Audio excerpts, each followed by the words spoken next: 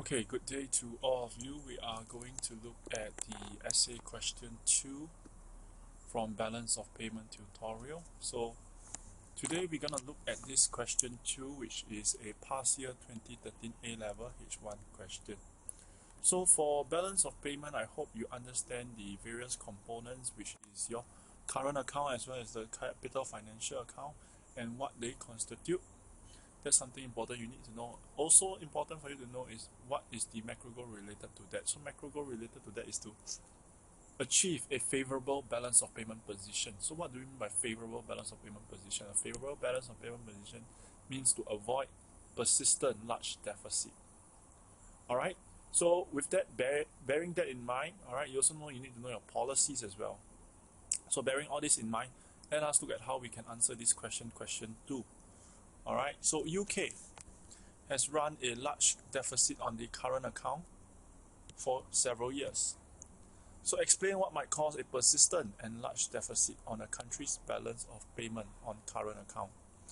So for this first question, alright, we identify command word, alright, the content words.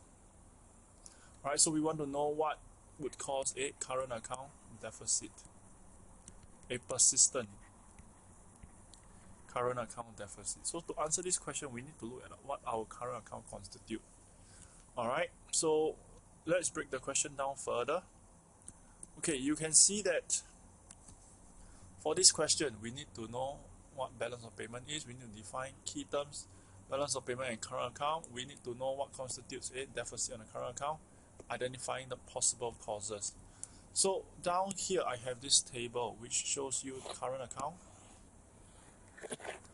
and your capital financial account. So current account, you can see that you have your balance of trade component, you have your income balance. Current transfers here is also is also known as your unilateral transfers.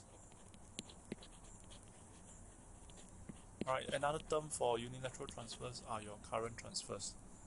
Alright, so what will cause your current account deficit? A large component of your current account is actually made up of your balance of trade. So possible reasons could be your X minus M is actually less than 0, meaning that your X is less than your M. X here refers to export revenue.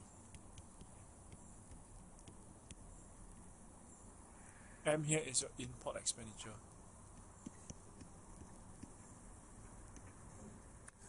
Alright, so for this question, we need to see what could have actually caused this current account deficit. One could be because your export revenue has been falling or your import expenditure has been increasing. So what could actually cause a decline in your export revenue? Could be due to decline in competitiveness as well as high domestic inflation rate relative to other countries. Alright, we also look at what could be some possible reasons as to leading towards an increase in your import expenditure. Alright, so bearing all this in mind, we will look at how we answer A. Alright. Okay, so for this question here, alright, we are going to look at the suggested answer. So let's look at the introduction. So in the introduction, define your balance of payment. Provide overview of what the current account measures. So as I've shown you earlier, current account shows you your balance of trade, shows you your unilateral transfers as well as your income balance. Alright, so tell us, what does a persistent and large current account deficit, how does it arise? It could arise from net currency outflow in any component of your current account and tends to stem from persistent and large balance of trade deficit. So what is balance of trade? Remember, balance of trade here is referring to your exports of goods and services minus your imports of goods and services. Okay, so we have already identified what could have happened. Persistent and large decline in export revenue. It could be persistent and large increase in import expenditure. Alright, so what are some possible reasons? Okay, reason number 1, it could be because of decline in competitiveness. Alright, so decline in competitiveness can be in terms of cost of production. Let's say cost of production in your country alright, increase. Maybe due to higher labor costs or due to cost of raw materials. Alright, and this can actually affect your export competitiveness. Alright, so price of your final manufactured products from UK become less price competitive compared to those that are made in China, and this results in a fall in quantity demanded for UK exports. Alright, so ceteris paribus, a fall in export revenue here in the UK may result in a persistent and large balance of trade deficit for UK. And that is us assuming import expenditure exceeds your export revenue. Alright, so this is the first reason. Second reason for the large and persistent current account deficit could be because of your higher domestic inflation rate. Alright, so in developing countries like China, India, as they grow, they also face pressure, inflationary pressure. So India, for example, they actually had a relatively high domestic inflation rate of 9% between 2012 and 2014. So what does this spell for the economy? So persistently higher domestic inflation rate relative to other countries could reduce the price competitiveness of India's exports compared to countries producing similar goods and services with a relatively lower rate of domestic inflation. So what this means is that with higher level of domestic inflation, this may actually cause foreign produced goods and services to appear relatively cheaper back home, resulting in an increase in demand as they switch away from domestic consumption of your goods and services to imports, alright, buying more imports.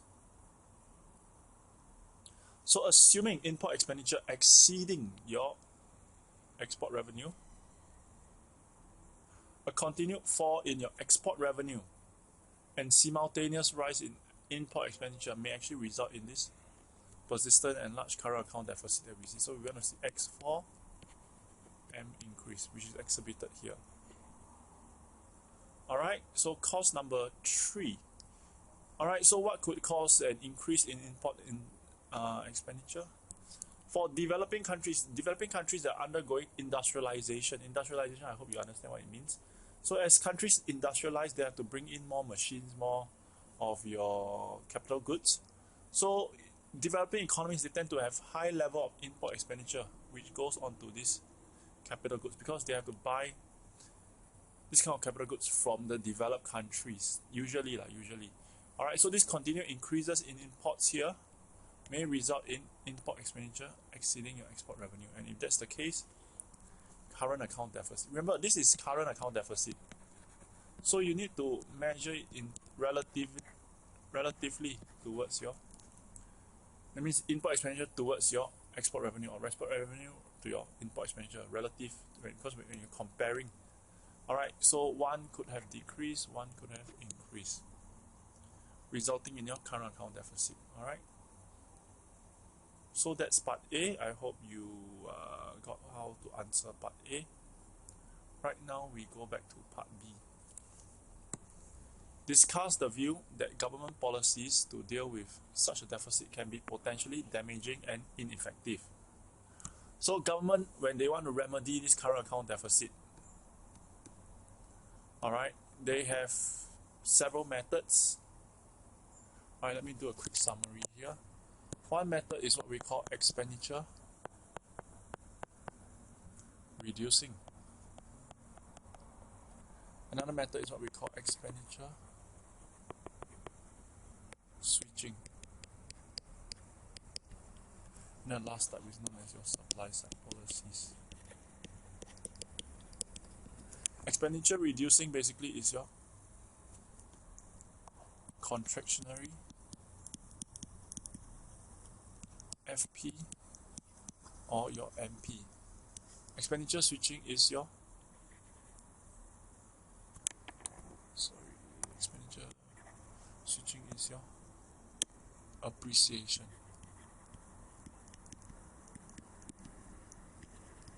of currency.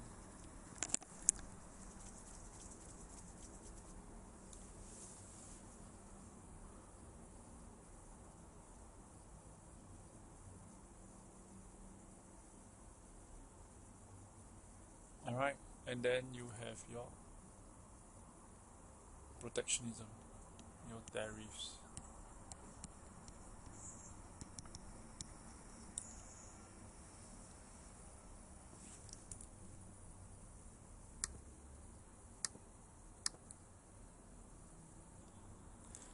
Okay, sorry.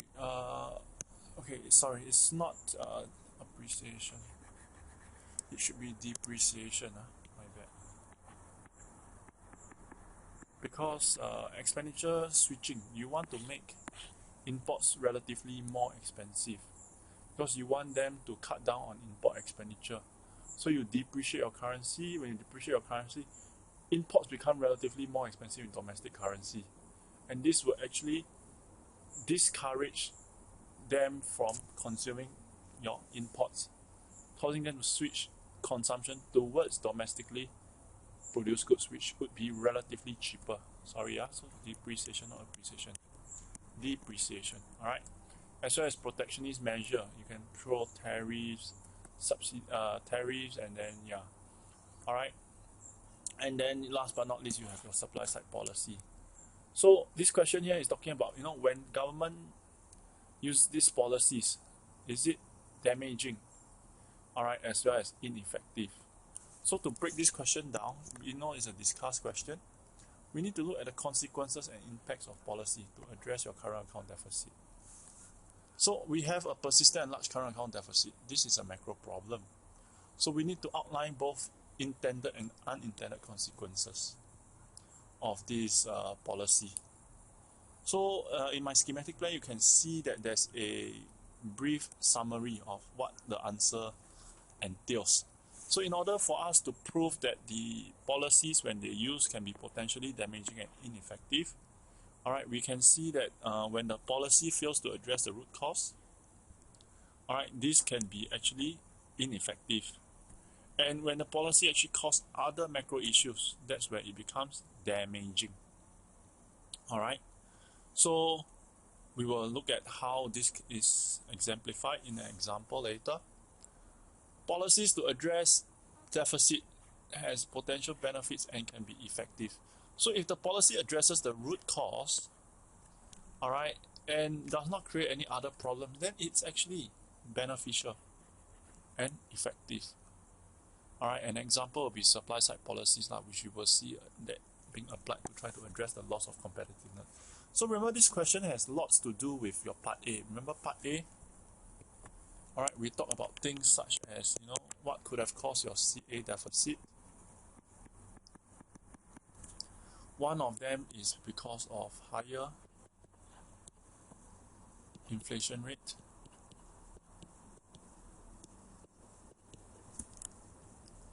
Another is because of loss of competitiveness.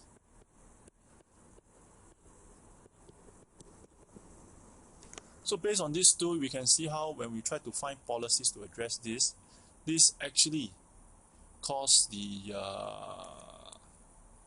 problems that render it to be damaging and ineffective. Alright, or it could also be potentially beneficial and effective.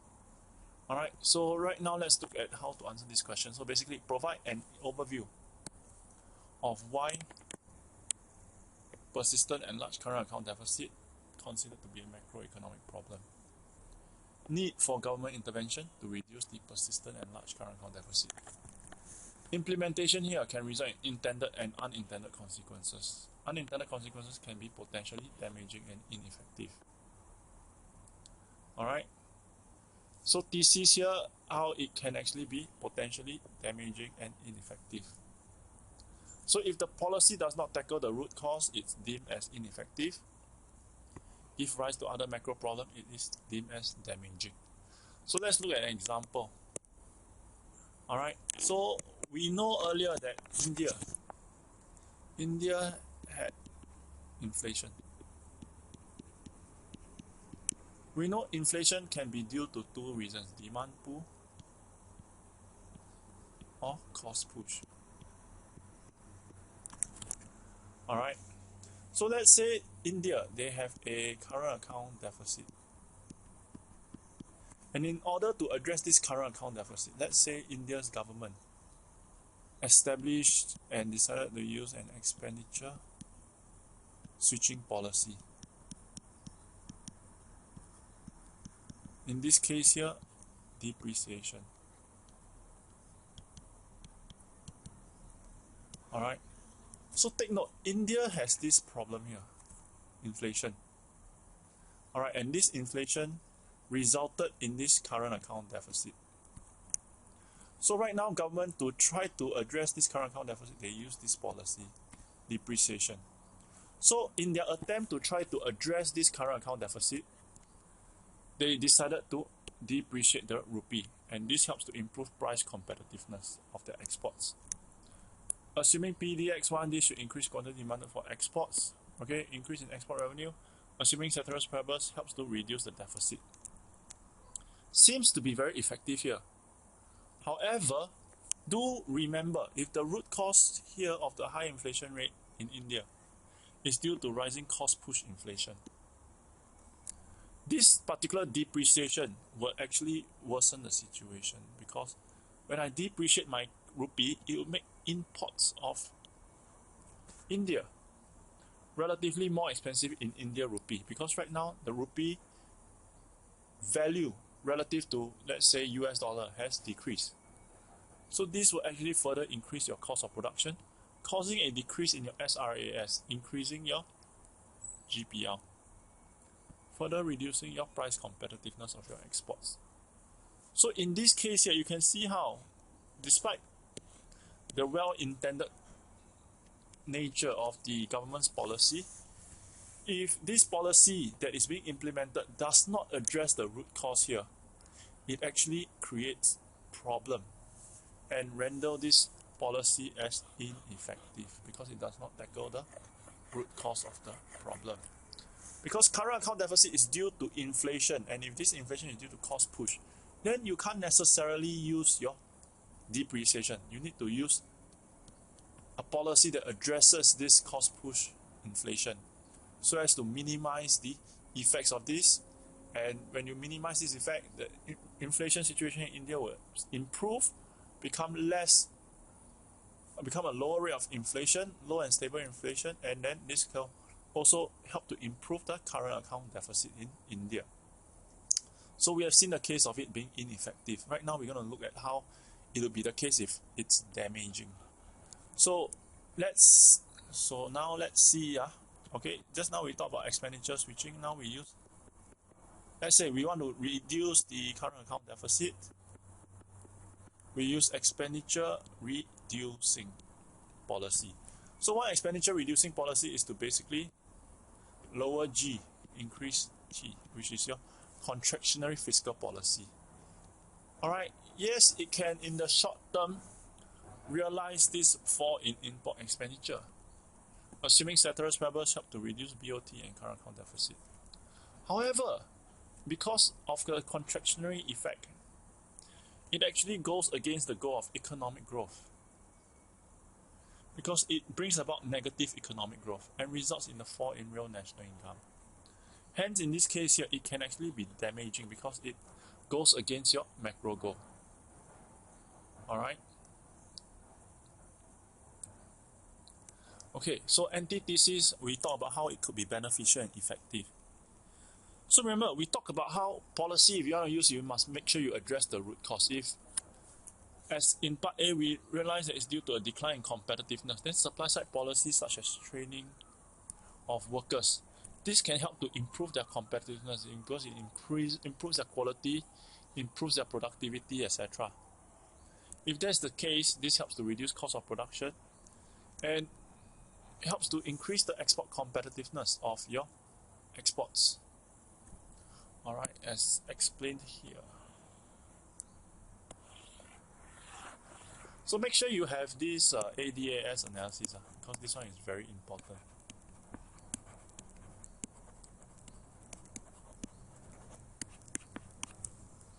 Alright, hence in this case here, it could actually be beneficial and effective at the same time. So right now we look at the last paragraph, which is the evaluation. So if you remember our CAS, alright, root cause, alright, so in deciding whether the policy could actually be damaging and ineffective. It depends on the degree of accuracy. So how accurate are you in the assessment? Alright, also assessment of your root cause so that you know what policy to implement.